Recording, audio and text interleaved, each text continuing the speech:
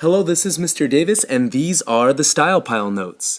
These notes are a series of lessons that are designed to help writers add sentence variety and style to their writing so that we can go beyond simple sentences such as, my dog ran, to more complicated and stylish structures like, my dog, the beautiful, courageous pug, ran hideously slow. These lessons are brief, free of overly complicated grammar jargon, and should be accessible for all learners. So, what do you need to do these Style Pile Notes?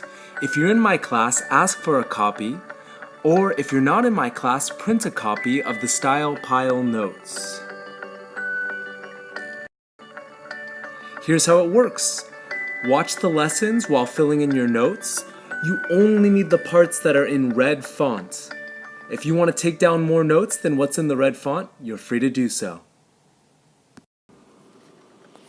Okay, this is Mr. Davis, and these are the Style Pile Notes for using understatement or overstatement. These are two really effective ways to add style to your writing when you're trying to be satirical, maybe a little bit sarcastic, or you're trying to persuade somebody in a little bit more lighthearted of a mood. These can be really effective to do. So first of all, what is it? That first box you're going to write using understatement or overstatement. We're going to talk about both of these things. They're opposites of each other, but it works well to learn about them together because they contradict one another. They're opposites. So first, let's talk about overstatement. So in that second box, I want you to write overstatement.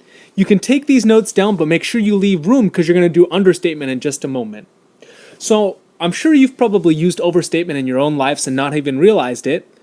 But let me tell you a little bit about what overstatement is. Overstatement is when you take something small and you make it sound major to make a point. So for an example, let's just say Prop 1A was something on California's ballot measure coming up. We could have an overstatement like this. You mean if we don't pass Prop 1A, a whole 10 people might suffer? Oh no, how will the world go on? So if you see here, I'm taking something small, 10 people suffering. That's really not that many in all of California. 10 out of all of California is not that many.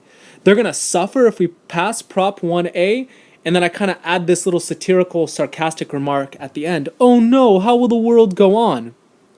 Another example could be, oh my God, you lost your pencil? How are you ever going to pass high school now? I'm taking something small, losing a pencil, and I'm making it seem major.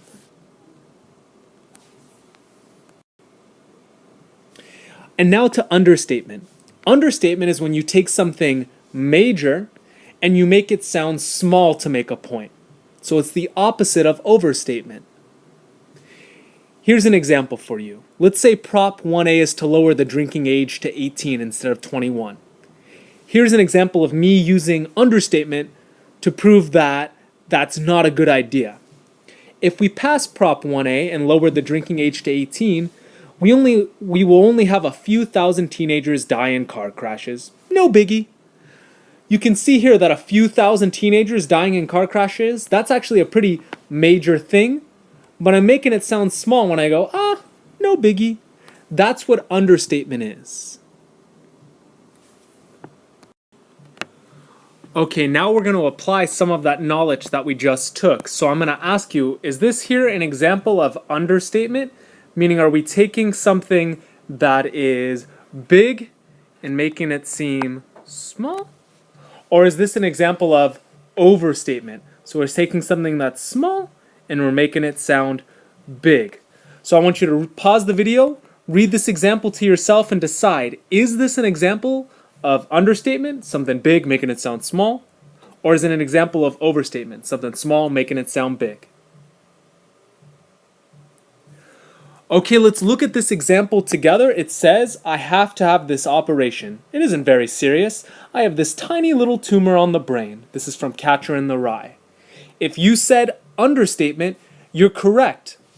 Now, I know it says tiny little tumor on the brain. So yes, the tumor itself is literally small, but having a tumor on the brain is pretty big. It probably means you're either going to die, unfortunately, or at least get very close to death, right? And to make it sound like getting that tumor removed is not that big of a deal. Yeah, you're taking something that's huge there, having a tumor of the brain, and making it seem like, no biggie. So that's an example of understatement. Okay, here's another example. You're going to tell me, is this an example of understatement, taking something big and making it sound small? Or is this an example of overstatement, taking something small, making it sound big?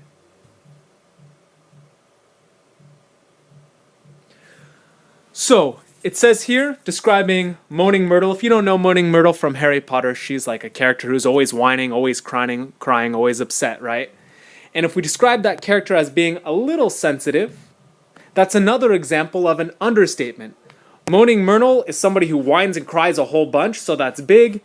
And we're saying here, oh, she's just a little sensitive, making it sound small. Okay, I'm going to give you one last practice with this. Is it understatement or is it overstatement? Take a moment, read, and decide. Pause the video so that way you can think.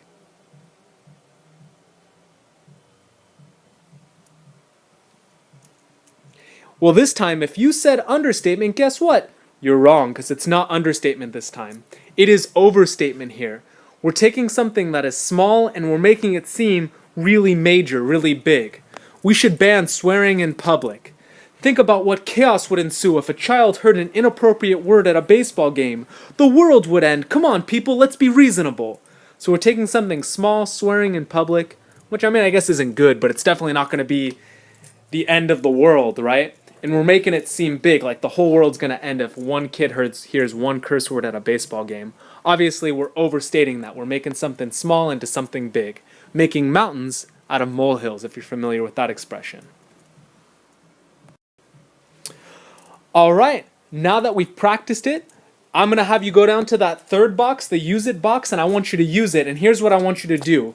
I want you to use understatement or overstatement. It doesn't matter to me which one. You choose whatever one you want to describe an injury. So you can make a big injury seem small, or you can make a small injury sound big. I want you to pause the video for a moment and come up with something for that use it box. So here's an example I was able to come up with. It says here, I stubbed my toe and now I fear I must amputate my foot. Well, I'm taking something small here, stubbing my toe, and I'm making it sound like I'm going to have to now cut off my own foot, turning it into something major. So there I'm overstating stubbing my toe, right? I used overstatement here. If you want a few more examples, I've got 2 more examples right here. If you need to, you can pause and look at them. They're pretty good examples of understatement and overstatement. Okay, your job now, add overstatement and understatement to your writing to add style and flair to your writing, but a word of caution. Make sure that when you use these rhetorical devices, you're trying to make a point using sarcasm. You have to determine if it's an appropriate place for sarcasm to be before you ever use understatement or overstatement. Second piece of advice I'm going to give you, make it really, really painfully clear to your audience that you are being sarcastic. Otherwise, if they don't get that you're being sarcastic, you might actually weaken your argument rather than strengthening it.